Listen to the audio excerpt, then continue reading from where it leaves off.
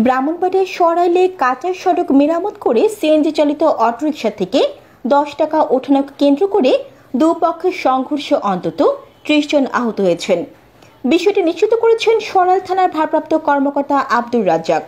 বুধবার 2 অক্টোবর সকালে উপজেলার নোয়াগাঁও ইউনিয়নের তেরোকান্দা গ্রামে এই ঘটনা ঘটে।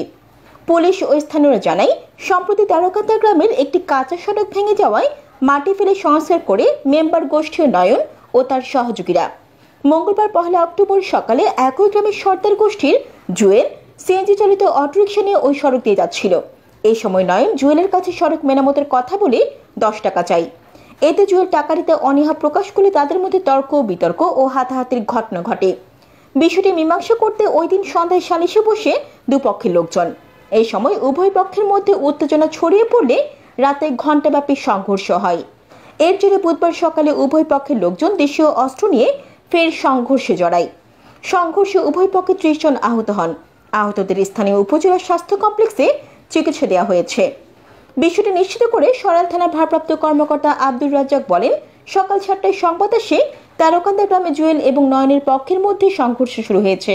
খবর পেয়ে আমরা ঘটনাস্থলে গিয়ে পরিস্থিতি নিয়ন্ত্রণে আনতে সক্ষম হই। ঘটনাস্থল থেকে 7 জনকে আটক করে ও কিছু দেশীয় অস্ত্র উদ্ধার করা হয়েছে। এ ব্যাপারে সরাইল সার্কেলের অতিরিক্ত পুলিশ সুপার রাকিবুল হাসান জানান, খবর পেয়ে পুলিশ ঘটনাস্থলে গিয়ে পরিস্থিতি নিয়ন্ত্রণে আনে। ফের সংঘর্ষ এড়াতে ঘটনাস্থলে পুলিশ মোতায়েন রয়েছে। ঘটনার সঙ্গে যারা জড়িত তাদের আটক করে আইনের আওতায় আনা হবে বলে জানান তিনি। Jannatul Afsana, news desk.